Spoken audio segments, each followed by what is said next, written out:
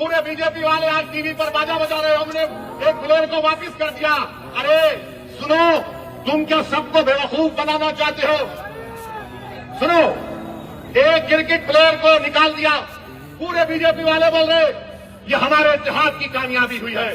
अब सुनो भारत की जनता, खासतौर से भारत और महाराष्ट्र के हमारे हिंदू भाई बहनों से कह रहा हूं, तुम एक क्रिकेट प्लेयर के कैंसलेशन पर तुम मिठाई बांट रहे हो, तो नरेंद्र मोदी से पूछो, इस साल मोदी ने बांग्लादेश को 120 करोड़ रुपए दिए नहीं दिए? बताओ मेरे को। 120 करोड़ रुपए, 120 करोड़ ग्रांट और एड में दिए। 1160 मेगावाट की एनर्जी भारत से बांग्लादेश को जाती है। और सुनो हमारे हिंदू भाई बहनों, मोदी ने 10 साल में बांग्लादेश को लेटर ऑफ क्रेडिट कितना दिया? $8 बिलियन। $8 बिलियन। और तुम असदुद्दीन ओवैसी को गाली देते हो।